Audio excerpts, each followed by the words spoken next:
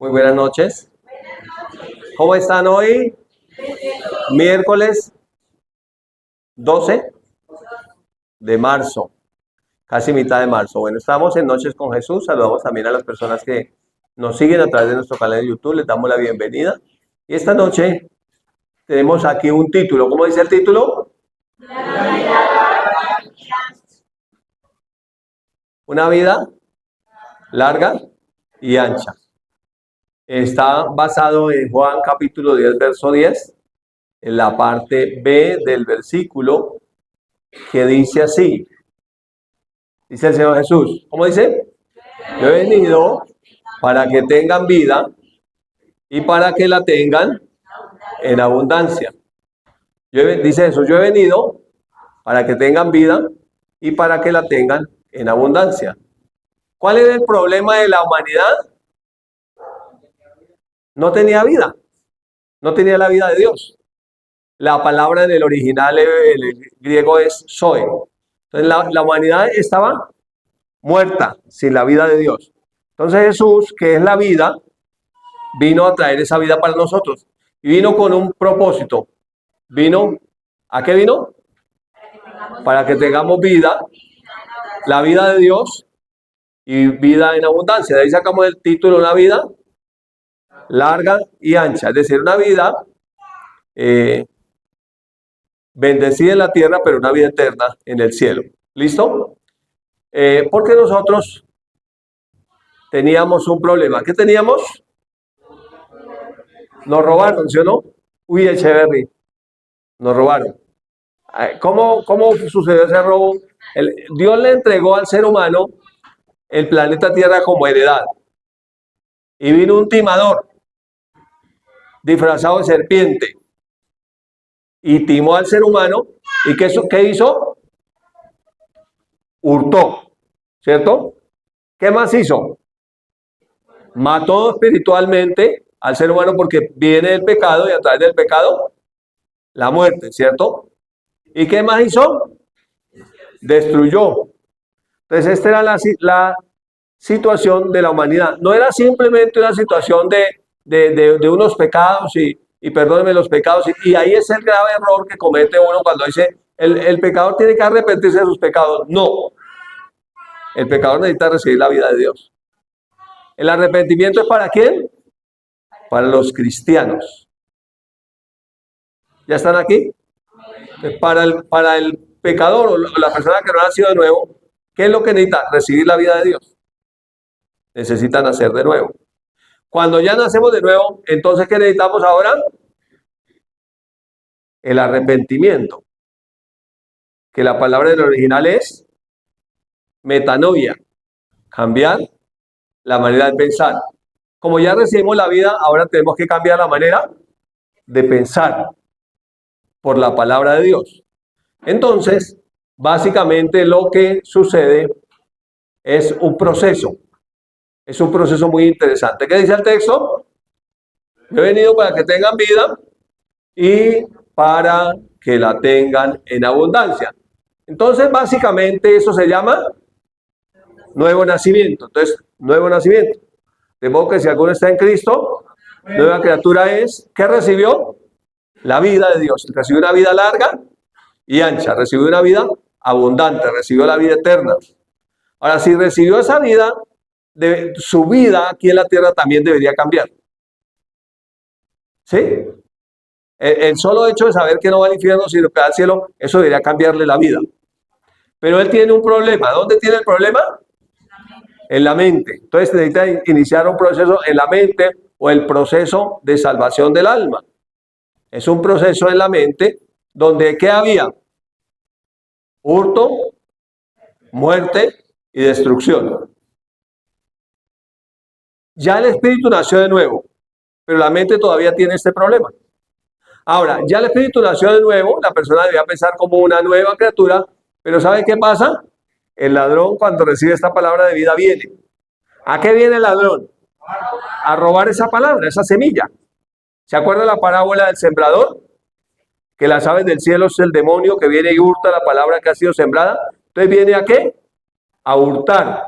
Y si logra hurtar esa palabra, ¿qué pasará? matará el propósito. Y el final de esa persona será destrucción. Entonces, ¿por dónde entra el hurto? Por un pensamiento, porque él es un timador. No es un atracador el diablo. No es un atracador. Es un timador.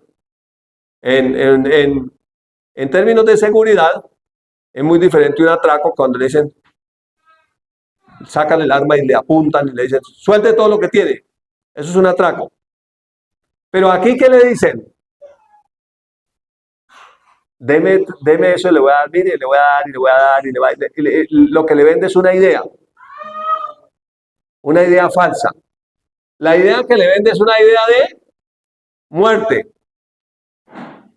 La idea que le vende es una idea para hurtar la semilla de vida que fue sembrada. Y entonces en ese proceso que nosotros empezamos a vivir, es un proceso donde dice que nosotros debemos retener la palabra. O sea que hay una batalla en la mente. El ladrón tratará de hurtar esa palabra a través de un engaño y vendrá destrucción. Entonces, iniciamos como nació, ¿qué nació? Una nueva criatura, ¿cierto? Un bebé. Entonces, ¿qué necesita? Iniciar un proceso que llama caminar por fe. Y cuando un bebé comienza a caminar, ¿qué le pasa? Se cae varias veces. Se tropieza. Es más, comienza gateando. Hasta que da el primer pasito, otro pasito, otro pasito. Y a veces nosotros nos frustramos cuando empezamos a aprender a caminar por fe y nos caemos. Y nos desanimamos, y nos entristecemos, y decimos, ¿qué me está pasando? Pues, ¿qué me está pasando? ¿Que estoy qué? Aprendiendo a caminar. Porque por fe andamos, no por vista. Entonces estamos aprendiendo a caminar por fe. Estamos empezando a crecer. ¿Con qué propósito se vive ese proceso?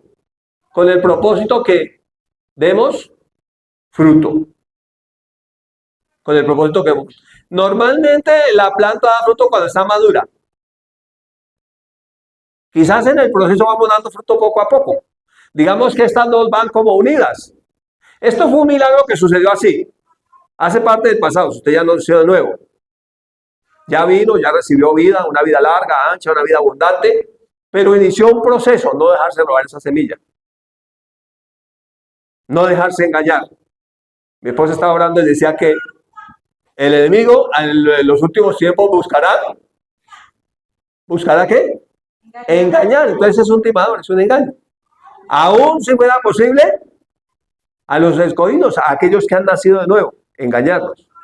¿Todavía es posible que una persona sea engañada? Sí. Depende a quién escucha. Depende con quién habla. Entonces, este proceso va como unido. O sea, estamos aprendiendo a caminar y de pronto damos un poquito de fruto y seguimos aprendiendo a caminar. Y en la medida, entonces el padre, dice Juan 15, que es el labrador, a la rama que lleva fruto, ¿qué hace? La poda. Eso duele, ¿cierto? La limpia para que lleve más fruto.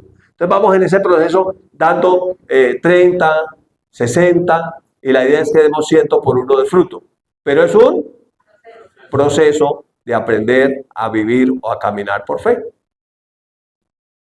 De entender que ya no somos víctimas del ladrón. De entender que ya no estamos muertos. De entender que ya no estamos destruidos. ¿Todavía están aquí? Es entender eso. Ese es el proceso. Por eso la Biblia dice, le agradó a Dios salvar a los creyentes por la locura de la predicación. Para los que se pierden es una locura, más para los que creemos es poder de Dios. ¿Vamos bien hasta ahí? Muy bien, yo no sé si el tiempo me alcance hoy, pero aquí tenemos un nené. ¿Qué tenemos aquí? Un nené, diga, nuevo nacimiento. Son 3 pasitos, ¿cierto? Nuevo nacimiento. Tenemos un nené. Y tenemos un ejemplo aquí. ¿Quién con esta foto se imagina cuál es el ejemplo que vamos a usar? José. José, ¿cierto? La túnica de colores. El mimado de papá. El nené de papá, el mimado. Vamos a usar esa ilustración. Es una de las historias lindas del Antiguo Testamento. Está en el libro de Génesis desde el capítulo 37 hasta el 50. Realmente son 13 capítulos porque el 38 es como un paréntesis que hay entre Judá y Tamar. Pero del 37 al 50, 10 capítulos, 13 capítulos, realmente son 14, pero 13 capítulos que hablan de la historia de José. ¿Listo? De la historia de José. Y la historia de José comienza en el capítulo 37 hablando de los sueños de José. Y dice así más o menos la historia, que Jacob va a vivir a esa tierra y que Jacob tuvo un hijo que se llamaba José y que a José lo amó más que a sus hermanos porque lo tuvo en la vejez y con la mujer que quería. ¿Sí? ¿Quién era? Raquel, ¿cierto? Ese no era de Lea la fea ni ninguna de las esclavas, era el de Raquel. José le había nacido en su vejez y lo amaba más que a sus hermanos y subraya un hecho de ese amor y le hizo una túnica de colores y se la regaló. O sea, lo vistió mejor que a sus hermanos. Y entonces dice que en ese andar, dice que José era un soñador y que José soñaba sueños y le contaba los sueños a sus hermanos. Y que un día José les dijo a sus hermanos, mire que anoche soñó un sueño. Y mire, le contó a los hermanos, soñé que recogíamos espigas de trigo en el campo. Y que mi manojo se mantenía derecho y el de ustedes se inclinaba. Entonces, ay, no, usted va a reinar sobre nosotros. Y lo odiaban porque él soñaba y por la forma como soñaba, como contaba sus sueños a sus hermanos. Luego dice que tuvo otro sueño y que en esa oportunidad lo contó a sus hermanos y a su padre. Y le dijo, yo soñé y aquí que el sol, la luna y las estrellas se inclinaban a mí. Y entonces el padre lo reprendió y le dijo, ay, pero ¿qué le pasa, José? Cálmate. ¿Será que usted va a reinar sobre nosotros? Vamos a ver. Dice que entonces lo odiaron más sus hermanos. Dice que José le servía a su papá como mensajero y que José le contaba todas las maldades que hacían sus hermanos. Todo lo malo que hacían él iba y le contaba. José era periodista, no se quede callado, denuncie. José siempre estaba trabajando ahí en ese tema. Entonces José lo envía su padre a Siquem a ver dónde estaban sus hermanos pastoreando las ovejas. Estoy tratando de parafrasearle todos esos 13 capítulos. Dice que lo enviaron y que él fue a buscarlos y que no los encontró. Pues él se encontró con otro señor y le dijo, ¿dónde están mis hermanos? ¿No los ha visto? Sí, es que dice que se fueron para tal lugar. Entonces se fue para allá a buscarlos. Y cuando lo vieron que venía de lejos, dice que sus hermanos lo conocieron. Claro, por esa túnica que era toda hermosa. José todo picado, con la túnica. Yo me imagino con sandalias nuevas, viniendo de parte del padre José. Y entonces dice que cuando lo vieron venir de lejos, hicieron un plan y se dijo, matémoslo. Qué hermanos tan lindos, ¿no? Dijeron, matémoslo, allá viene el soñador, matémoslo y veremos qué pasa con sus sueños. Entonces el hermano mayor le dijo, no lo matemos. Más bien echémoslo para a una cisterna y allá lo echaron. Una cisterna, afortunadamente estaba seca, no tenía agua, si no se hubiera ahogado. Ella quedó en la cisterna. Y entonces allá uno de sus hermanos dijo, bueno, ¿y qué sacamos con matarlo? Como que metámoslo y mientras lo matamos. Más bien vendámoslo como esclavo. Y así pues no derramaremos sangre, al fin y al cabo es nuestro hermano. Y más bien nos quedábamos con una platica. Lo vendieron por 20 monedas de plata a una tribu que pasaba de comerciantes que eran, creo que ismaelitas creo que eran. Bueno, buscan ustedes allá y me corrigen si eran de Ismael o de Madián. Bueno, unos que iban, creo que eran ismaelitas, que pasaban, que eran comerciantes y lo vendieron.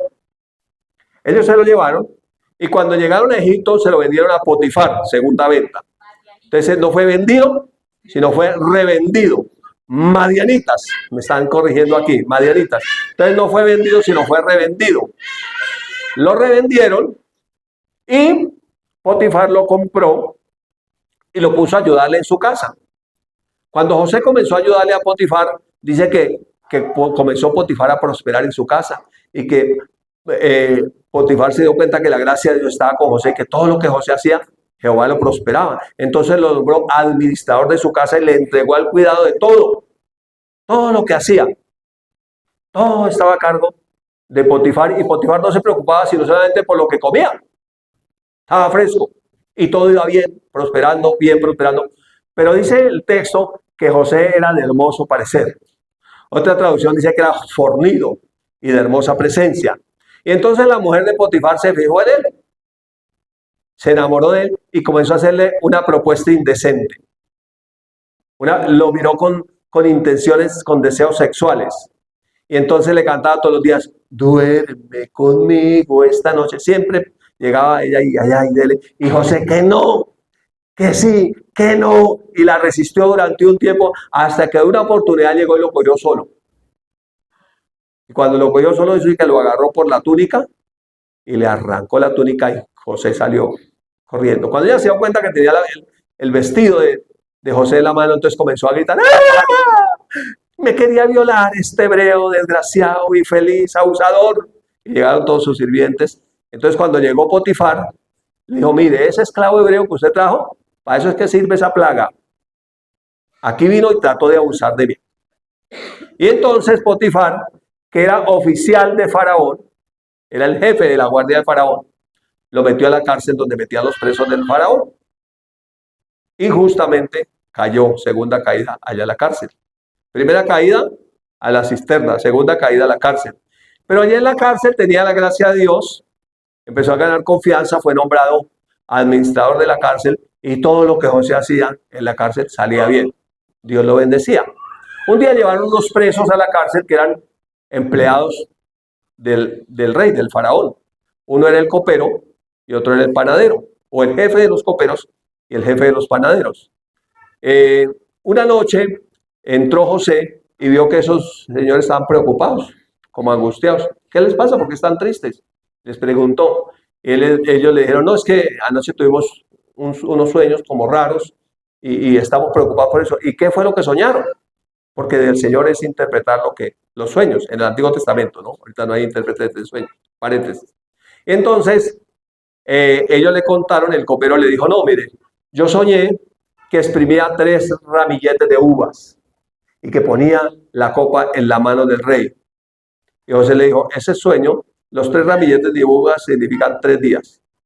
En 3 días el rey lo mandará a sacar y usted volverá a servirle la copa al rey. Entonces el panadero, le dijo, y le dio una recomendación, le dijo, pero cuando usted esté allá en el palacio, acuérdese de mí, ¿sí? No sea así, acuérdese de mí. Entonces el panadero dijo, estuve en la interpretación, voy a contarle el mío. Yo soñé que tenía 3 canastas de panes sobre mi cabeza, con panes frescos para el faraón, y que venían las aves del cielo y comían pan de mi cabeza. Y le dijo, las 3 canastas significan también 3 días. En 3 días el rey te mandará a llamar y te cortará la cabeza y te atravesará en un poste así. Y las aves del cielo vendrán y te tragarán así. Tragarán su cadáver, su cabeza y la van a comer, literalmente.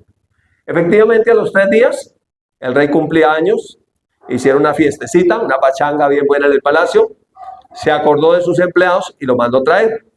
Al copero lo restituyó a su puesto, jefe de coperos, y al panadero lo atravesó con un poste, lo colgó allá y se lo tragaron los animalitos esos que comen cadáveres. Entonces, pasaron luego 2 años y pasados esos 2 años, el rey de Egipto comenzó a tener sueños, el faraón comenzó a tener sueños y eran unos sueños recurrentes y raros. En un sueño él dice que soñaba con 7 vacas gordas que salían del mar y pastaban, que eran muy gordas y hermosas, pero que detrás de esas salían otras 7 vacas flacas y horribles, que las 7 vacas flacas y horribles se tragaban a las 7 vacas gordas. Pero que era tan impresionante que después de tragarse esas 7 vacas gordas seguían igual de flacas y horribles. O sea, esas vacas eran como marihuaneras, no se les notaba lo que comían por ninguna parte. Pero también tuvo otro sueño.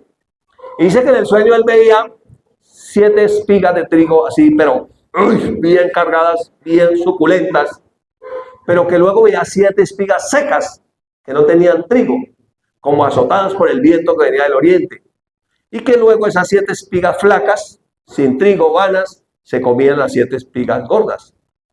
Entonces el rey mandó a llamar a todo su séquito, los brujos, hechiceros, adivinos, magos, encantadores, sabios, y ninguno pudo interpretarle los sueños. Entonces ahí, ¿sabe qué pasa? Porque el copero se había olvidado de José. Y entonces el copero se acordó de José. Le dijo, oiga, su majestad, como nadie le pudo interpretar el sueño, yo conozco un hebreo que estaba en la cárcel injustamente, lo ha llevado secuestrado, y ese nos interpretó el sueño un día que él, ¿se acuerda del copero? ¿Se acuerda del panadero? Y yo, el copero, que usted nos había echado a la cárcel, y nosotros soñamos este sueño, le contó el sueño, y tal como él nos dio la interpretación, fue así. Yo fui restituido, como él dijo, y mi amigo, pues allá estuvo en un poste y se lo tragaron las aves del cielo. Entonces, inmediatamente el rey mandó llamar a José, trajeron a José, le contó los sueños que había tenido y le dijo, me dicen que tú eres el experto para interpretar los sueños. José dijo, no es de mí interpretar los sueños, sino de Dios. Pero Dios te va a dar la interpretación. Entonces le dijo, los 2 sueños son un mismo sueño. Y el hecho de que sean seguidos significa que Dios ha determinado hacerlo. Significa que las 7 vacas gordas y las 7 espigas gruesas, significa que vendrán 7 años de abundancia sobre Egipto, sobre la tierra de Egipto. Pero las 7 vacas flacas, las marihuaneras, y las 7 espigas secas, significan que vendrán luego de esos 7 años de escasez. Tan terrible será la escasez que si no se ahorra y se guarda el trigo y lo que produzcan los campos, la gente morirá de hambre. Entonces, como el sueño fue recurrente, ha sido seguido, significa que Dios ha terminado de hacerlo, que lo va a hacer pronto, que ya van a comenzar los años de abundancia, y sería muy bueno que su majestad, me permito aconsejarle, que escoja un hombre sabio, que sepa administrar bien, que sepa guardar el trigo, que sepa contarlo, que sepa almacenarlo muy bien, para que no moramos de hambre.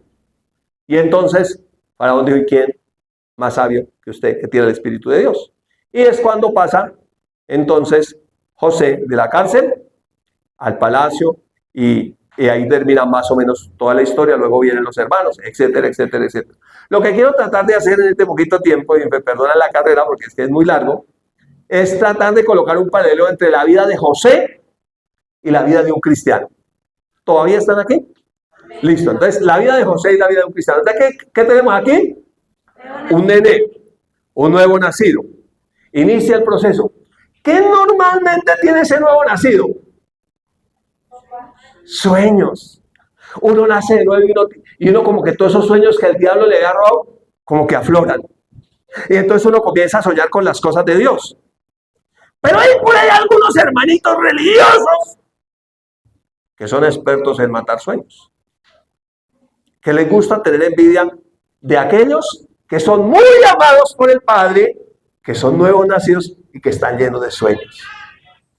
Y que además esos nuevos nacidos tienen la mala costumbre de contarle a esos religiosos sus sueños. ¿Sí? Eso siempre pasa. Entonces, ellos comienzan a soñar sueños de Dios. Ellos comienzan a soñar con los planes de Dios de recoger la cosecha. Ellos comienzan a soñar que ellos van a recoger un manojo maravilloso, que va a ser algo mejor que lo que otros hacen. Y esos religiosos se llenan más de envidia y de celos contra ese hermano nené nuevo nacido. Entonces ahí ese nuevo nacido sigue soñando. Y tiene sueños todavía más impresionantes, más exuberantes. Él sueña que viajará por las naciones, que literalmente él recorrerá alrededor de la tierra. Él sueña con el sol, la luna y las estrellas. Él sueña sueños que sobrepasan el entendimiento y la comprensión de las personas. Y entonces, ¿sabe qué pasa con los religiosos? Lo van a odiar más. Es más, querrán matarlo juntamente con sus sueños. Pero él recuerde que es muy amado por el Señor.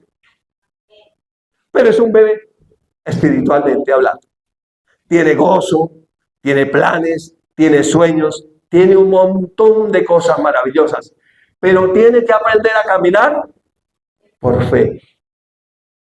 Los demás querrían desnudarlo, quitarle todo, matarlo, asesinarlo, pero él tiene que aprender a caminar por fe. Y entonces inicia un proceso. El proceso se llama caminar por fe. El justo por la fe vivirá. Y todos esos sueños que tiene, ¿sabe qué? Son de Dios. Dios se los dio. Son verdad. Pero los va a recibir una vez vaya superando el proceso. Entonces los sueños, tal como Dios le dio, así son. Pero en ese proceso que él inicia, tendrá caídas. Caerá en pozos secos. Eso podría desanimarlo. Eso podría robar la fe. A través de todos esos acontecimientos es que el enemigo viene para hurtar y matar y destruir. Y la palabra es matémoslo y veremos qué sucederá con sus sueños. Entonces, en esas caídas y caídas, él inicia su proceso. Incluso hasta lo venderán. Sus propios amigos lo traicionarán. Lo venderán, se volverán en contra de él. ¿Y quién quita que a los que ayudan entonces después vengan y tomen, guárdeme esto? Porque a la gente puede ser así. ¿Y qué está viviendo él ahí? Ese proceso de aprender a caminar por fe. Ese proceso de aprender a dejar de mirar atrás y ahora poner su mirada en el Señor. Eso se llama también enfoque. Pero también tendrá algunos problemas con sus deseos sexuales. Será tentado a seguir viviendo la vida loca como la viven los que no tienen a Cristo. Será tentado y le dirán muchas veces, duerme conmigo esta noche. Será algo impresionante. Incluso de pronto tendrá que correr desnudo. Los problemas de José siempre fueron por su túnica. Primera vez por la túnica y segunda vez sin su túnica. ¿Qué problema con la túnica? Todo el mundo querrá verle la desnudez. Parece que después de que fue cristiano se puso como más interesante. Y en ese sentido, hasta mujeres casadas, hombres casados, buscarán a esa nueva criatura para dormir con ella esta noche. Y ella tendrá que aprender a huir en ese proceso de caminar por fe. Así le digan lo que le digan. Y seguramente huyendo recibirá calumnias. Y hablarán mal de él. Y no dirán que él huyó del pecado, sino que él fue un agresor, un violador, una persona mala. Pero él sigue viviendo ese proceso de caminar por fe. Y viene entonces la segunda caída. Acusado injustamente, cae más abajo.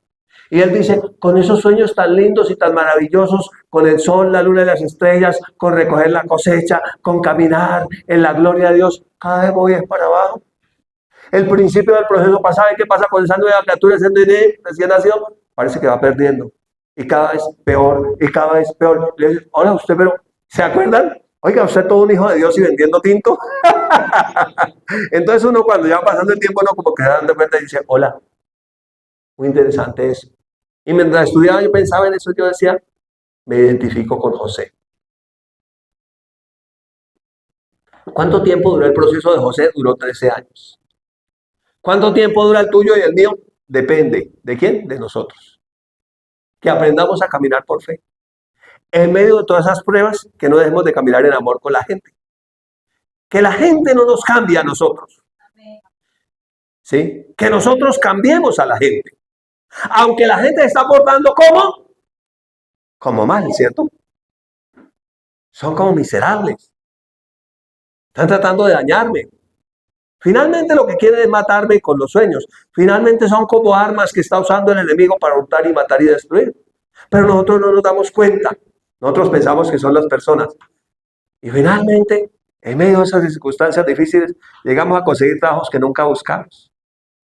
Llegamos a ser administradores de cárceles, a cuidar presos, a tratar de ser líderes de los que están peores que nosotros. Y nosotros como en la misma situación, allá tratando de dar el pan en medio de la cárcel. Y entonces Dios nos confía administrar lo poco. Y si aquí en lo poco, en esas cárceles, yo me da risa con Jaime, ha sido muy fiel acá, que va de noche, llega mojado, y ayer le dije, usted caminando, trotando, ni un triciclo había, y los carros tenían pico y placa, ni modo. Pero es administrar en lo poco, es ser fiel en lo poco.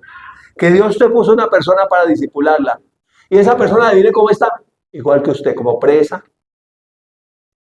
de pronto acusada injustamente, en situación difícil, y usted sea fiel ahí. Huele como a feo esa cárcel. No es como agradable esa primera parte. Pero ¿sabe qué? Comenzó a cumplirse el primer sueño. Usted está empezando a recoger los manojos. Pero no se ha dado cuenta. Porque es como tan horrible. Usted dice, uy, yo no pensé que estos manojos olieran maluco. Yo no pensé que fueran esas condiciones que iba a recoger la cosecha. Entonces, sigue usted viviendo ese proceso. Viviendo el proceso en la cárcel, acusado injustamente, secuestrado, vendido, revendido, caído, recaído, mal. Pero de pronto hay otros soñadores que llegaron después de usted. También son soñadores. ¿Y sabe qué? Usted tiene que ayudarles a cumplir los sueños a estos, que si eran culpables. Y usted tiene que ayudarles a cumplir los sueños. Y hasta que usted no les ayuda a cumplir los sueños a estos, no se va a cumplir su sueño. Así que usted termina siendo un cumplidor de sueños de otros, ayudándole a otros a que cumplan sus sueños. Y usted no se da cuenta que usted está cumpliendo el sueño ahí, porque parece como muy horrible eso. Finalmente, ¿sabe qué pasa con los que usted le ayudó a cumplir los sueños? Se olvidaron de usted. Usted esperaba que le iban a ayudar, que esos iban a ser fieles, que esos iban a estar con usted. Y le dijeron, ¿sabe qué? Con usted hasta la muerte. ¿Sabe qué? Yo soy su discípulo. ¿Sabe qué? Yo no me voy a ir de usted. Me estoy desahogando esta tarde, esta noche. Pero ¿sabe qué pasó? Cuando llegaron al palacio a vivir sabroso, se olvidaron de usted. ¿No se volvieron a acordar? Como ya salieron de esa situación difícil, ya no se acuerdan de aquel que fue usado para ayudarles a cumplir sus sueños. Pero usted está tranquilo, siga viviendo el proceso. ¿Dónde? Todavía ahí. Todavía ahí. Y usted todavía ahí. 1 año, 2 años, y usted todavía ahí. Pero de pronto hay otros soñadores que están por allá más arriba. Ellos no tienen al autor de los sueños. Ellos van a tener que descender hasta su nivel para buscar que le lleve, le muestre al que cumple los sueños. A ese que usted tiene, que ha sido el único fiel que nunca lo ha dejado en el proceso, que ha llorado con usted, que ha trabajado con usted y que ha sufrido con usted. Y finalmente, usted se cambia de ropita, se pone más pismo, arregladito, y es llevado al lugar donde ya aparece como más cerca de sus sueños. Pero usted llega allá y le cuenta un montón de cosas y usted dice, sabe que yo no soy capaz de eso. Yo no puedo, no está en mí. Pero como tengo comunión con el Señor, voy a hablar con el Señor. A ver el Señor qué me dice. Y el Señor termina dándole exactamente el cumplimiento del sueño, ese que está por allá tan arriba, que usted nunca pensó que llegaría allá, porque el Señor es experto en sacar del polvo al pobre y sentarlo con príncipes. Es como que le gusta hacer eso y siempre lo ha hecho. Pero ¿en qué va a suceder? En el proceso de aprender a caminar por fe. En todo este proceso va unido al tercer paso. Usted ha ido dando fruto. De a poco a poco, de a poco a poco, de a poco a poco. Según lo que estaba administrando, iban dando fruto. Finalmente usted se da cuenta que está dando fruto. Que está dando fruto. Ya si ve que su mirada no está hacia atrás. ¿Notó la diferencia? Ya volteó a mirar. Ya dijo, alzaré mis ojos a los montes. Voy a enfocarme en Jesús. Mi socorro viene del Señor que hizo los cielos y la tierra. Ya cambió su actitud en medio del proceso. Entendió el versículo que dice, y te enseñaré, te haré entender el camino que debes andar. Sobre ti he fijado mis ojos. Entonces usted comenzó a avanzar. Comenzó a poner su mirada en él. Y entonces ahora empezó a ver que los sueños sí se hacen realidad. Que el que le dio los sueños, aunque eran tan altos como el sol, la luna y las estrellas, él está por encima de ellos. Y él lo puede llevar a ese nivel. Entonces empieza a darse cuenta que esas caídas, que ese proceso, que esa cárcel, que esas ventas y reventas, finalmente eran el proceso para que cambiara su manera de pensar, y para que en vez de muerte pensar en vida, en vez de hurto pensar en herencia, en vez de destrucción pensar en edificación. Y en ese proceso finalmente llegó a cumplir sus sueños. Pero ¿saben qué fue lo lindo? Él nunca dejó de ser el amado de su padre. Finalmente, tras bambalinas, estaba su padre, siempre pendiente de él, siempre amándolo a él. Y aunque había recibido su túnica manchada de sangre, siempre tenía la esperanza de que en medio de esa sangre de muerte se levantaría la vida. Y siempre confió en él. Así que finalmente, lo que observamos nosotros es que hay una influencia. La palabra de Dios dice en Salmo 112, versículos 1 al 3, bienaventurado el hombre que teme a Jehová y en sus mandamientos se deleita en gran manera. Su descendencia será poderosa en la tierra. La generación de los justos, de los rectos, será bendita. Bienes y riquezas hay en su casa y su justicia permanece para siempre. Pero es en medio del proceso. A veces uno se imagina cosas y entonces finalmente usted ve que este personaje viene a quedar en la galería de los héroes de la fe. Hebreos 11:22, por la fe José, al morir, mencionó la salida de los hijos de Israel y dio mandamiento acerca de sus huesos. Tremendo. Fue tal la influencia de José sobre esas generaciones que no quisieron dejar sus huesos en Egipto. Los llevaron a la tierra prometida, porque Dios le había dicho que allí iba a volver el pueblo después de 430 años. ¿Se imagina una influencia tan impresionante? Cuando hay un hombre que confía en Dios, cuando hay una mujer que confía en Dios, las cosas son mucho más abundantemente de lo que podemos pedir o imaginar. Y finalmente entonces nosotros vemos que deja un legado. Dijimos que la descendencia, su descendencia será poderosa en la tierra, la generación de los justos, de los rectos será bendita. Y miremos aquí ese legado tan impresionante. José salvó a los egipcios. Si no hubiera sido por José, los egipcios mueren de hambre. Pero no solo salvó a los egipcios, salvó también a los israelitas. José además, ¿sabe qué? Salvó a todo el mundo antiguo. Finalmente, Egipto se volvió la despensa de comida de todo el mundo antiguo. Y por causa de la comunión de José con Dios y de no dejar que su corazón se dañara en medio de un proceso tan tortuoso, la humanidad entera fue salvada. Finalmente vemos ese legado de José. José es un modelo de hermano. Cuando llegaron sus hermanos a buscar trigo y se sintieron condenados, le dijeron, ustedes no me han hecho nada, ustedes no me vendieron, fue Dios el que me trajo aquí para preservarles la vida. Y ahora les voy a dar la mejor tierra, los voy a poner en el mejor lugar, los voy a amar y los voy a cuidar. Pero también José es un tipo de Jesús. Cuando usted estudia la vida de José, usted mira que es un tipo de Jesús, nuestro Salvador. Pero además de eso, usted mira en José a un modelo de hijo. Un hijo que siempre amó a su padre. Un hijo que cuidó de su padre hasta el último día.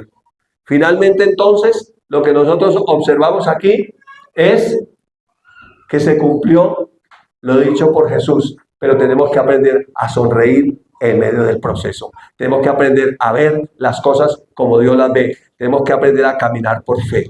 Ese se llama el mejor proceso que vivimos, que nadie sabe cómo es, pero lo más lindo es que Él está contigo. Él está conmigo. Él prometió que nunca nos dejaría, jamás nos desampararía. Y te quiero decir algo para animarte esta noche. El que te dio los sueños, los cumplirá. La largura del proceso, el de José fueron 13 años. A los 17 años fue vendido por primera vez. Y a los 30 años fue elegido como el gerente, el administrador, el gobernador de Egipto. Así que no sé en qué etapa del proceso estás. No sé con qué de lo que hemos visto esta noche te identificas. Realmente fue una carrera rápida. Esto era como para un domingo o tener unos 2 o 3 horas para exponerlo. Pero solamente quiero decirle que el Señor, el autor de los sueños, está cumpliendo en medio del proceso tu sueño. Te bendigo esta noche con esta palabra en el nombre poderoso de Jesús.